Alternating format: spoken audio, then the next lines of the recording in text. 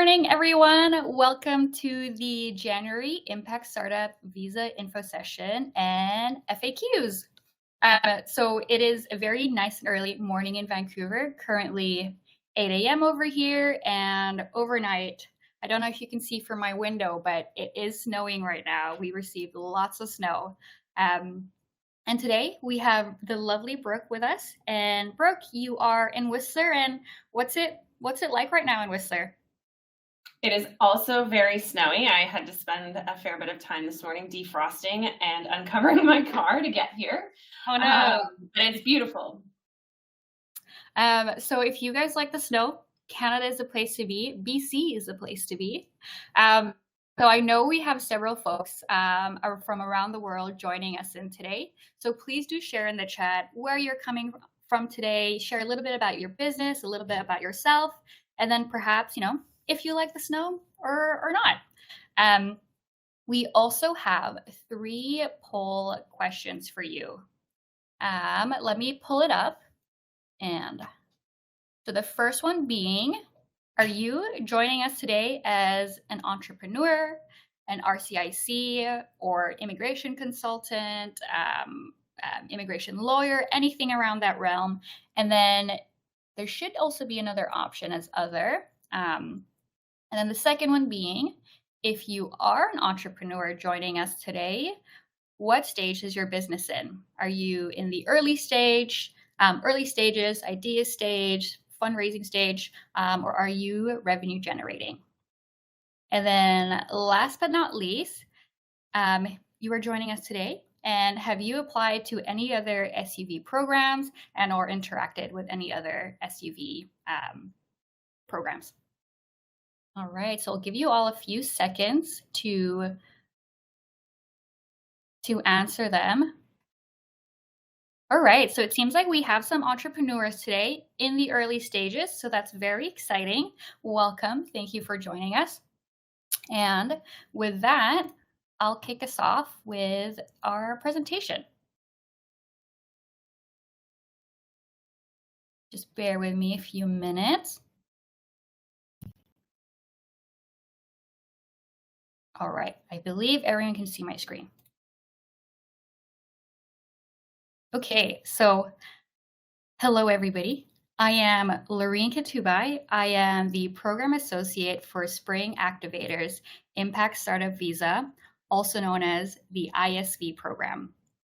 So I support the operations and back end of our ISV program with an amazing team at Spring. And fun fact, today is actually also Spring's 10-year birthday. And there's a birthday party tonight. Hopefully we'll make it, who knows, with the snow. So if you do end up applying to and or joining the program, I will most likely be your main point of contact throughout the emails and the paperwork stage throughout the process. So a little bit about myself and how I ended up in this role. I am Filipino. I was born and raised in Hong Kong, and I've been lucky enough to live in both Seattle, Shanghai, and Vancouver. I have been in Canada for over 5 years, and just last summer, I became a Canadian citizen. So having lived in a few countries, all of those countries, my status was always either permanent resident, international student.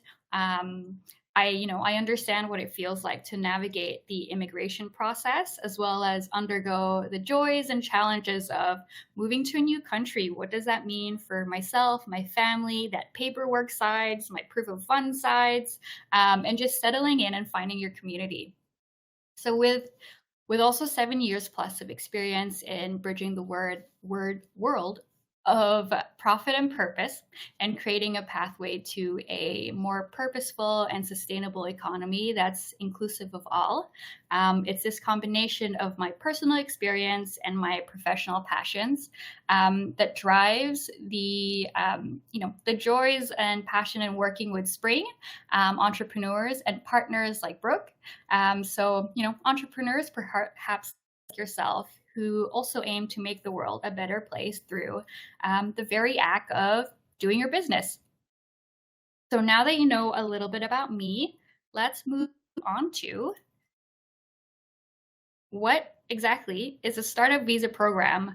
Our expert Brooke, will share a little bit more about this in a few minutes, but in the shortest form possible, it is an immigration pathway to Canada. So, Canada's Startup Visa program started out as a 5-year pilot program that later became a permanent program in 2018. And this was created to foster economic growth within Canada. So if you check the IRCC, Immigration, Refugees, and Citizenship of Canada website, you'll find that this space is full of different acronyms. So if you're ever confused or lost what the acronyms are, please do write in the chat and we'll be happy to respond and help out.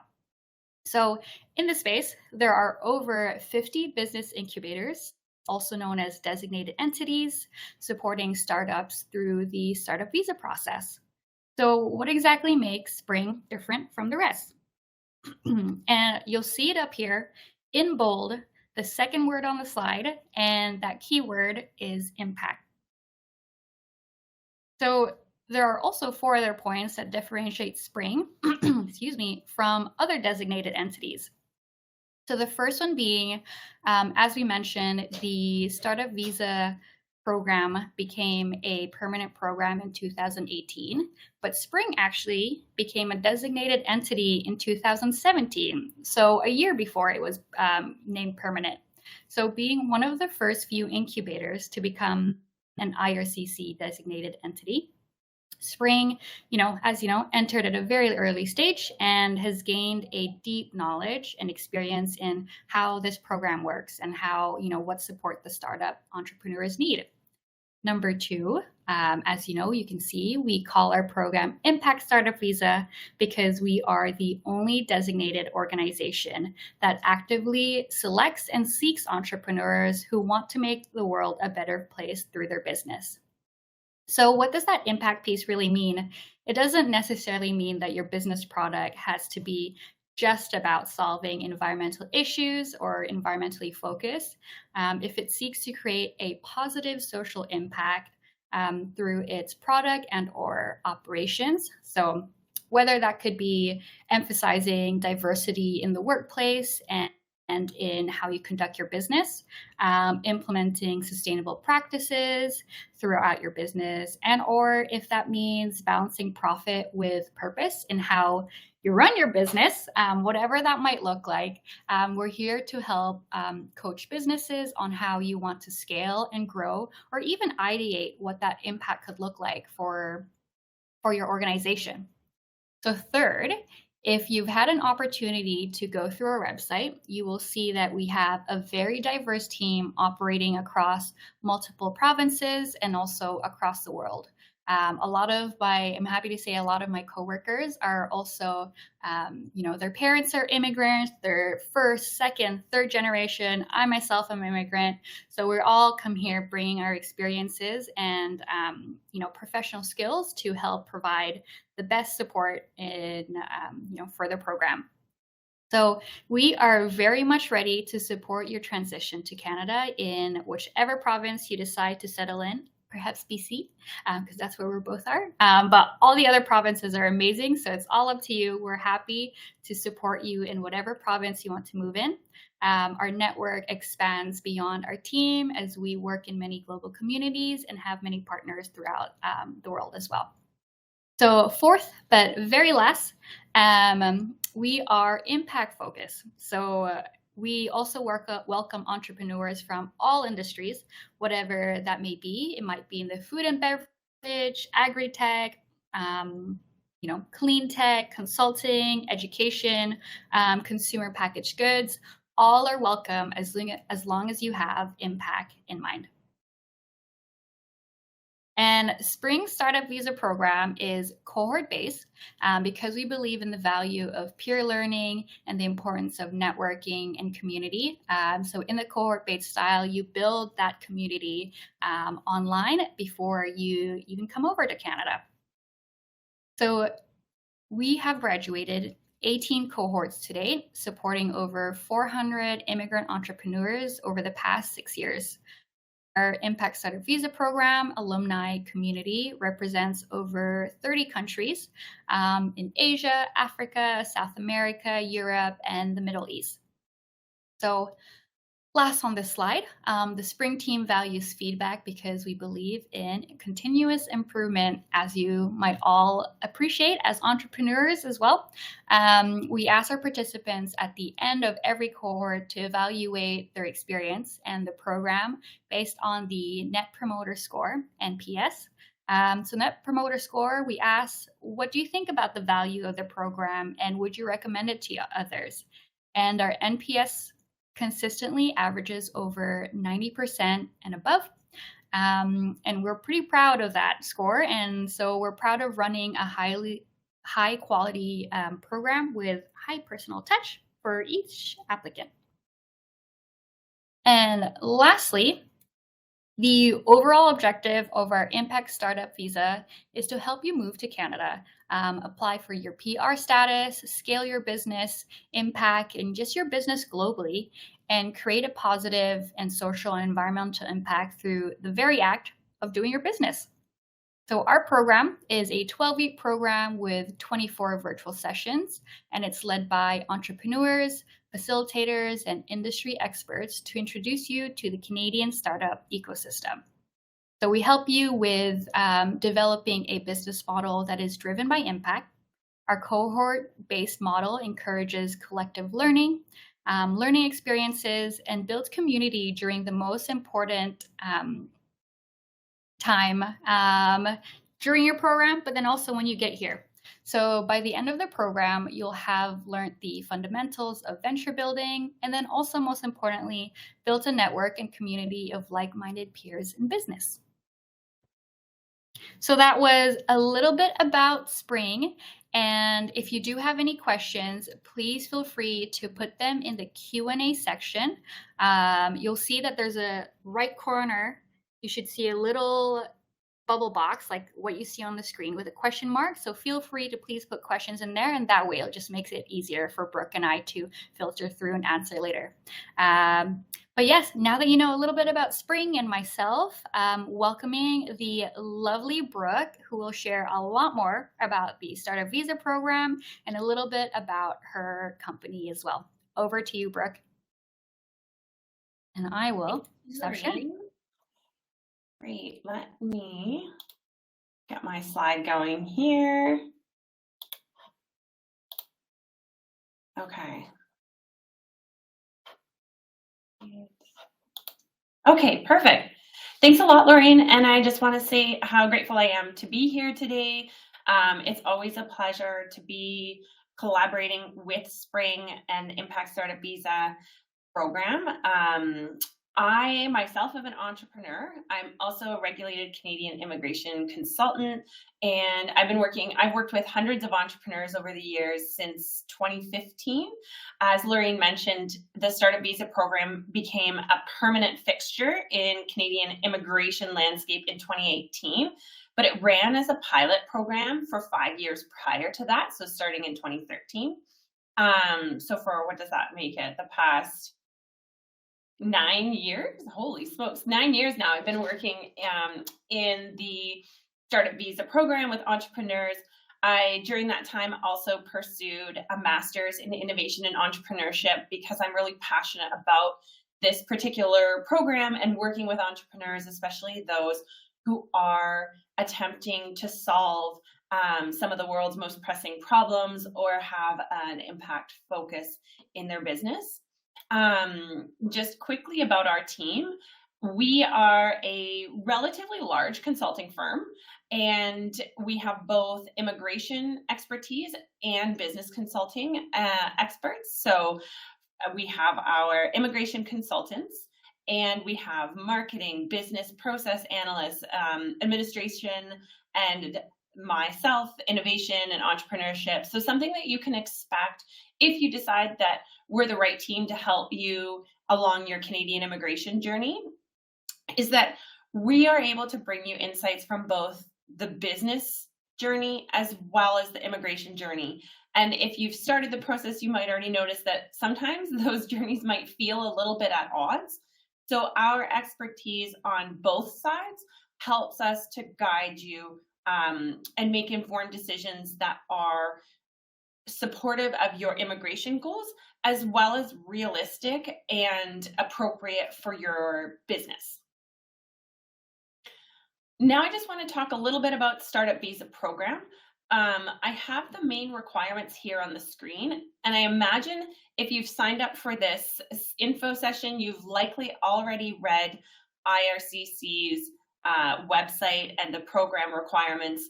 So what I would like to do is share more of my insights and things that you can't find online, and primarily answer questions that you have that you haven't been able to get answers to up to this point, rather than reiterate information that you could find online. So you can see the basic requirements there. But from a practitioner perspective, what I'm seeing in the Startup Visa program is more of an emphasis now on IRCC evaluating an entrepreneur's genuineness and commitment to launching and scaling a business from Canada. So the program has been operating now for over 10 years just, and including both the temporary pilot and the permanent program. And so over that time, the program has become more popular, and the number of applications has increased significantly. So IRCC now is able and has been taking a more discerning approach to selecting entrepreneurs through the program. And that's where making sure that you work with a reputable incubator, that you've spent the time to put substantial market research and testing into your idea to prove that you have problem solution fit, to demonstrate that you are on track or have achieved product market fit, and that you're headed towards revenue is important, because one of the underlying goals of the program is to create significant benefit for Canada, and that can be measured in a number of ways. It can be measured in economic benefit, social benefit, cultural benefit. So being able to create job opportunities for Canadians, being able to help increase Canada's presence on an international stage, whether that's through trade. These are all really important features. And it's necessary for applicants now to really not just focus on the basic requirements, but the bigger picture. Why did Canada introduce the Startup Visa program? What are its overarching objectives? And does your business, does your situation align with that? And then also being really aware that the Startup Visa program is for active entrepreneurs who will be involved in building and scaling the business from Canada. It's not a passive investment program. It's important to make that really clear. And to make sure that as an entrepreneur, you are genuinely dedicated to building the business, and that it makes sense that you're part of the founding team or the sole founder. Like, why do you want to solve this particular problem that's the center of your business? So really building up that holistic story about why your business, and why is it a fit for Startup Visa. So I will leave it there for the requirements and sort of insights on the program, and then we can dive into questions momentarily. I just want to share with you a few things about Navio, our company, and how we can support you on this journey. I already mentioned we have a multidisciplinary team that can support you not just from immigration, but also helping to weave that understanding of business, the innovation, the entrepreneurial journey, weaving that together with your immigration journey. And in terms of specifically how we support, we have consultation services if you are just looking to explore further if this is the right choice for you or right program, where we can just start to build your strategy and answer any questions before you dive in and invest in moving your family potentially, or investing significant amounts of money into your startup. And then what you're probably also familiar with would be on the far right, the full service representation, where we walk hand in hand through the entire process. Our team takes care of everything for you to minimize worry and stress as much as possible. And what I'm most excited to share with you is the middle service there, our hybrid service. We call it our Done With You. And this service is something you can see we won Innovative Business of the Year award last year at the Whistler Excellence Awards for this. What we're looking to do and why we love collaborating with Spring is because we also operate from an impact focus. Specifically, the UN Sustainable Development Goal number 8, the decent work and economic growth. When we look at the market, we see that maybe 10, maximum 20% of people immigrating to Canada are using representatives, whether that's a lawyer or consultant. And to me, that's problematic because my team and I and all the other consultants in this space have a lot of knowledge to share and can make this journey more enjoyable, easier, less stressful. And we are looking for ways and innovating ways to bring our service to more people. And we noticed that financial barriers to accessing service are one of the number one reasons why people aren't using consultants or lawyers more readily. So our hybrid service is a collaboration with our clients where our clients are doing more work. We call it the sweat equity. With our direction, we deliver this service on our digital platform. We're working together to build the application, but our clients are doing a little bit more work than you would in full service representation without compromising the expertise that you receive. So we're still there to provide you every step of the way with guidance, review of documents, answering questions, and making sure that your application is strategically aligned for success. And in offering and providing our service in this way, we're able to lower the cost of the service, making it more financially accessible so that people can have that support that we know is highly desired to navigate all the nuance through this process, especially in Startup Visa program. As I mentioned, we've helped hundreds of different entrepreneurs over the years, and just wanted to share here a little bit of feedback from our clients so that you can see the value that we may be able to bring to you along your journey. Lorene, that's all I had. Probably the most valuable thing I can do is answer questions. So if you're ready, I'm happy to dive right in.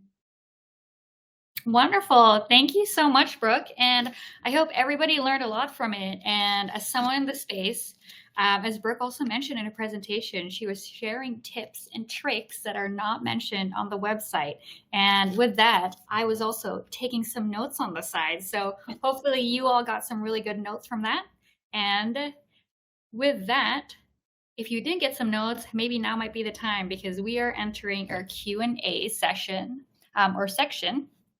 And looks like we've got a question that was upvoted by a couple of folks, and that is, am I eligible to apply to the Startup Visa program if I'm already in Canada? Generally speaking, absolutely. The Startup Visa program it's not necessary to be outside of Canada to apply. I've worked with clients that are already here. For example, I've worked with a number of international students who were studying at the post-secondary level, and they were also starting a business. So as they transitioned and completed their studies, they moved into the Startup Visa program to pursue their startup post-graduation, for example. But absolutely, it's possible to be in Canada at the time of application. And some Startup Visa applicants are eligible for work permits. So depending on what your status in Canada is when you apply, if you need a work permit and you're an essential founder, you can apply for a permit that will let you work for your business. And just while I'm on that topic, to make sure that this gets covered, and I imagine it will probably pop up as another question, but IRCC tabled their tech talent strategy last year. It was June or July of 2023. And in the strategy, they said that they would be modifying and updating the Startup Visa program. And specifically, that they would be introducing 3-year open work permits for all founders in the Startup Visa program. that update has not been implemented. So as far as we know, it's still in the works, it's still planned, but at this exact moment in time, only essential founders can apply for a 1-year employer-specific work permit. And when I say employer-specific, I mean a work permit that allows you to strictly work on your startup. So you can't like take a side job somewhere else at this Mhm. time. Mm. Oh, And so we're hopeful that going into 2024, the open work permit option will be implemented, but TBD. yeah. That is a good segue into another question, which was, what is the current timeline after receiving the permanent file number, and then what kind of documents do they request after that? So the current timeline, it really varies. I'm just going to give you exactly from IRCC website right now. So the processing time that's quoted on the website, and remember that this is an average of 80% of cases that were processed in the past. It's 37 months on average from the time that IRCC receives your application, not from when you get the file number, because sometimes it can take a long time to get a file number. But IRCC has been allocating more resources to the startup visa program, specifically more processing officers. And we've seen over the last year a lot of activity in the startup visa program. I've had applications take anywhere from 2 to just over 3 years. I've heard as well that some people have been a year and a half. So it really does vary. It's important to note that it's not first in, first out. The length of the processing time will vary based on the details of the application. So if there's a founding team, Mhm. IRCC needs to complete the eligibility and admissibility assessment of each team member, which can be up to 5, and their families. So that is obviously going to take longer than if there's a sole founder who applies who's single. So I think it's important, really important to set expectations properly. At one point, Startup Visa was like early days. It was sort of promoted as a fast track to PR. And I would caution against coming into this program with that impression, because it can take a while. And I think for easing frustration and pain points along the process, accepting and acknowledging that the processing time can stretch upwards of 3 years will just help move through the process more smoothly. Mhm. And I wanna ask you a question, Brooke, because we get this all the time, especially with, as you mentioned, that change into, that hasn't been implemented yet, the 3-year open work permit, that's TBD. They mentioned it, but have been a little bit secretive about the timelines. And then also with the processing times, once you do apply, taking 3 years, what is like, when's a good time to apply? Should I wait? Should I hold off? So I'm going to answer this not just with my knowledge of the Startup Visa program, but more holistically. I've been working in Canadian immigration since 2012. Mhm. So I've got a lot of experience with a lot of different programs. We work with business entrepreneurs, we work with workers, we work with family members of Canadian citizens and permanent residents. We work with Canadian businesses who are hiring foreign workers and students. So I'm answering this question from that broader lens of programs, policies, processes. They can change on a dime, so at any time. Um, and if you qualify at this moment and you have the opportunity to apply, and immigrating to Canada is something that is really important to you and it's something that you want, I would recommend applying as soon as you can, um, because the door might close. I'm not saying, and I want to be very clear, I'm not saying that SUV program is going anywhere. Um, I'm just saying that a policy could change. For example, last May, IRCC made changes to how they process, the policy they use to process work permit applications. not the eligibility requirements, but just some of the supporting documents that need to be submitted. So changes can happen, and if you get an application submitted before a change occurs, in most cases, IRCC is obliged to process your application based on the requirements in place at the time that your application was submitted. So let's just take a hypothetical situation. Right now, the language requirement is CLB 5 for SUV program. Let's say, hypothetically, again, I don't want to worry anyone. There is no suggestion that this is going to happen. But if they decided to change the language requirement and they increased it, and now you don't meet the language requirement and you hadn't applied, well, now you're in a bit of a sticky situation. Whereas if that scenario had happened and you had applied before a change in, for example, the language requirement, IRCC has to respect the requirements in place at the time you applied. So I just want to, again, clarify and not start any rumors, not cause any worry. There's no suggestion that the startup visa program is that the requirements will change or that the program is going anywhere. Just saying, hypothetically, if anything were to change, it's better to have your application submitted than to not have submitted it. That's really good advice, Brooke. Oh, one note, could you stop sharing your slide, please, so we can see you in, Sorry. No problem. I think we all got really lost into just, trying to get as much knowledge from you that I forgot to mention that. And we've got quite a specific question here. So, and the question is, I'm a foreign seasonal agricultural worker in BC, Canada, and I want to launch a tech startup in Canada. They want some legal matters or advice on that, but perhaps what would you say is the first thing they should do or look into? So this is kind of tied into that first question of can I be in Canada? You can absolutely be in Canada on the basis of one program and switch to another program if you meet the requirements of the other program.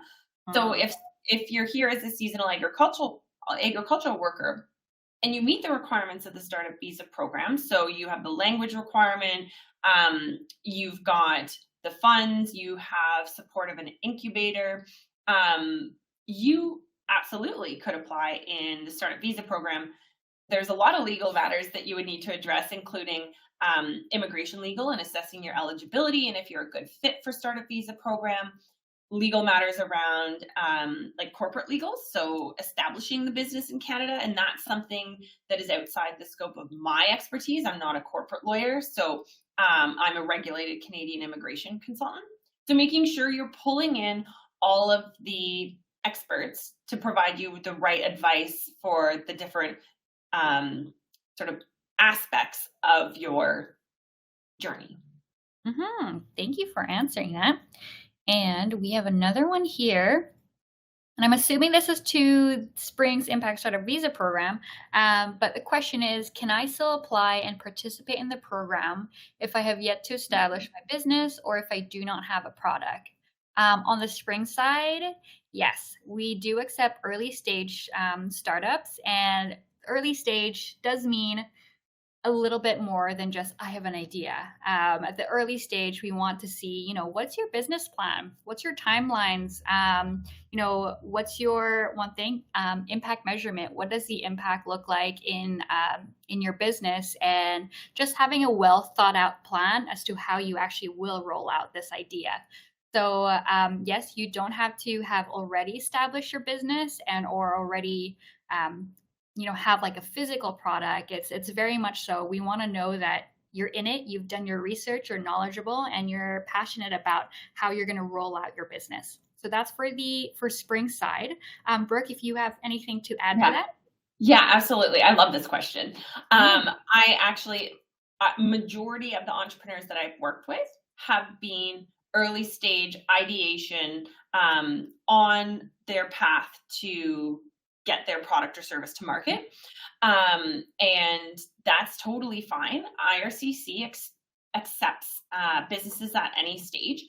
As Lorraine was mentioning, what's most important or very important for both for Spring and also for IRCC is that not only do you have an idea, but you have a really solid plan in place. So you have to prove to IRCC that you have studied the problem inside and out, that you understand it intimately, that you have spoken with your ideal target market, that you've heard from them, you've determined that there's product solution or problem solution fit. That's important, is to establish that. Um, and that you have a plan. So especially if you apply for the work permit, IRCC needs to be convinced that your business can make a positive or create positive benefit for Canada.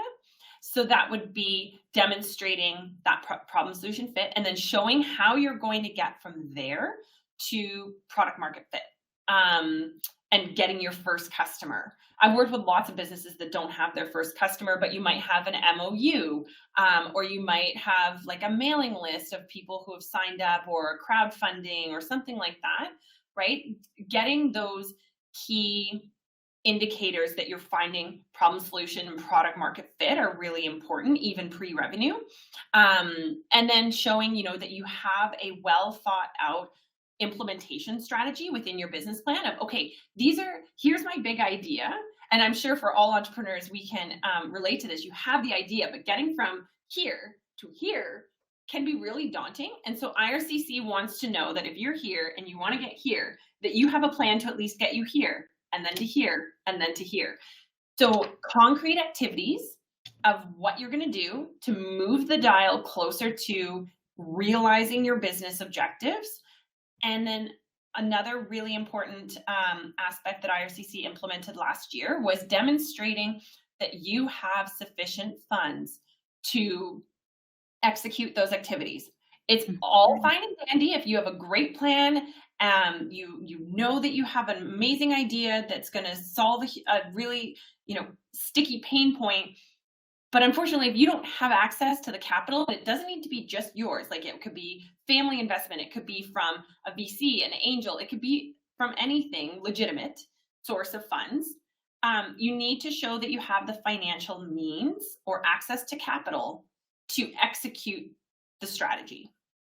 Otherwise, if the business is just an idea, it's not creating positive benefit for Canada, which again is one of the underlying goals of Startup Visa program.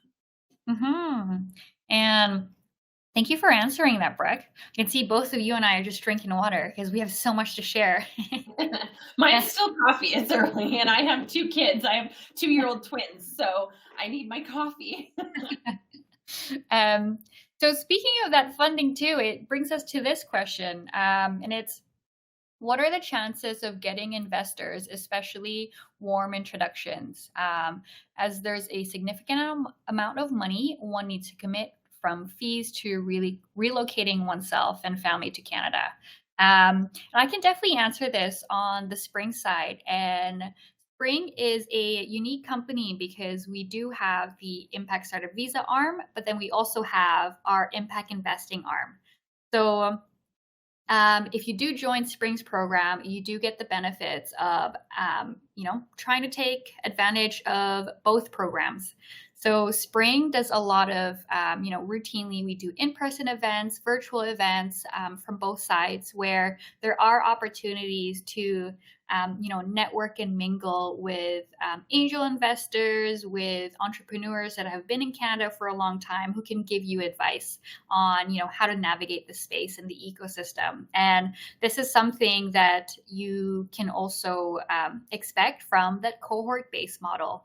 So I do mention again that cohort-based model that Spring operates from, and it really is from this perspective of building that community, getting you comfortable with speaking to each other about, your ideas, your challenges, your wins and successes.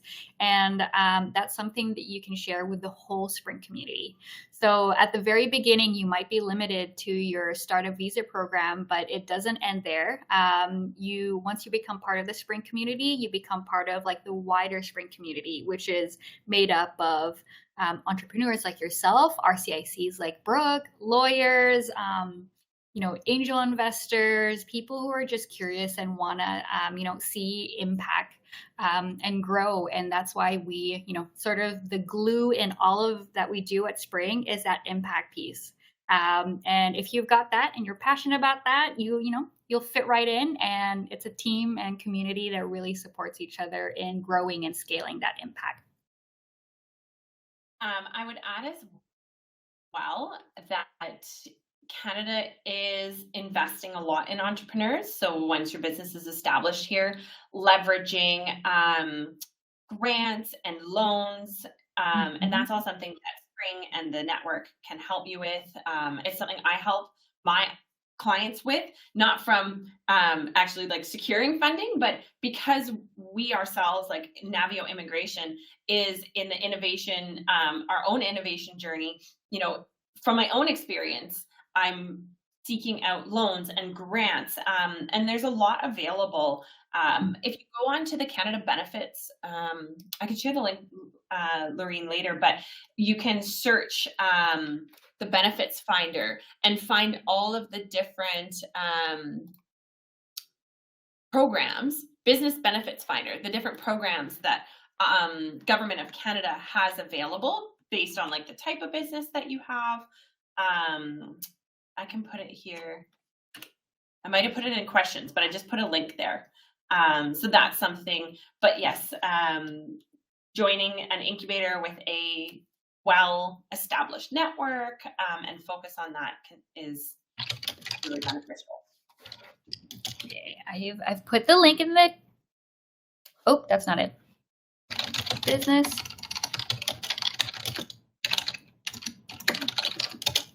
I'll put it on a sec. We do have one question, and I want to make sure I get this. And it's from Jack Johnson Wang. What's the right sequence or order of steps between applying to Spring and also IRCC? It'd be great to understand the timing of things and also any dependencies. Do you want me to take that one, Lorraine? Hmm. Okay. So to qualify and submit an application to IRCC, you need to have a letter of support from one of the designated entities. And those are business incubators, angel investors, and venture capital firms that are designated by IRCC to help facilitate the SUV program. So the sequence is applying to an incubator like Spring, being accepted, and when you're accepted, the incubator or VC angel, they provide you with a letter of support, which is an official Government of Canada document that will name the founders, describes the business, describes the roles that the founders will have, the ownership and equity structure, because your business has to be qualifying, meaning that any owners have a certain amount of voting shares and control of the company. So the commitment certificate and letter of support, which are kind of one and the same document, the letter of support is an annex or an appendix of the commitment certificate that is issued by the designated entity like Spring. Once you have that document, and if you meet the other program requirements, then you apply to IRCC. IRCC requires all essential founders to submit their PR application. That's the permanent resident application first. And then once all of the essential founders have submitted the permanent residence application, and that's if you have a co-founding team. So once all the PR applications are submitted, then you can apply for a work permit if you're eligible and need to come to Canada to get working on the business before you become a permanent resident. So that's just the high level sequence and dependencies. Yeah, thanks for sharing that sequence, Brooke. And I think one thing too that we get a lot is, at what stage do we have someone like you, an RCIC, help us through the stage? Is it after we've applied to the Spring program, before, or at what stage when can we ask for help? Yeah, absolutely. So you can ask for help anytime. Most often, we work with people once they have got the letter of support. But if you don't have a letter of support, what we can do as well, because we've developed relationships with incubators, is we can, just make an email introduction. We have no like special treatment or anything like that, but we can just help to connect, because a lot of startup, a lot of entrepreneurship is your network and connecting with people. But as I said, most often we work with someone once they have the letter of support, or at least they know, like, okay, it's been confirmed, I'm accepted to Spring's program. I'm just, finishing my paperwork, but I'll get my letter of support shortly. Um, that's really when we can become the most valuable, because then we begin building your applications. And since submitting the application is dependent on the letter of support, that's often why people choose to start working with us at a time, Mm. or sorry, at that time. But we are open. I've spoken with entrepreneurs, and right now I just caught up with someone that I've been in conversation with for 6 months now, who's still working toward their letter of support, and I'm just providing some guidance, advice, and happy to do that prior to like that full engagement, or starting to build the application, because we know that there's a lot of moving parts, there's a lot of questions. We have knowledge that can help you on that journey, and so please don't hesitate to reach out. Hmm. And that does bring us at time. We are a little bit over time now, but it seems like we still have a couple questions coming in. And so, with that, I will be putting a link, in the chat to our website and also Brooke's website. And do take advantage of Brooke's knowledge and expertise. If you do go into Navio Immigration's website, there will be an email hotline, or just email. I'm not going to say Yeah. phone number. Yeah. Well, no, Just our phone number is there too, but email is there, and we have an intake form. So if you're curious, and as I mentioned, we can do consultation if you just want to, start your journey and verify that SUV is the right path you should pursue. Mhm. Then you can complete our intake form, book a consultation, and we can just help start moving you further along that journey. Mhm.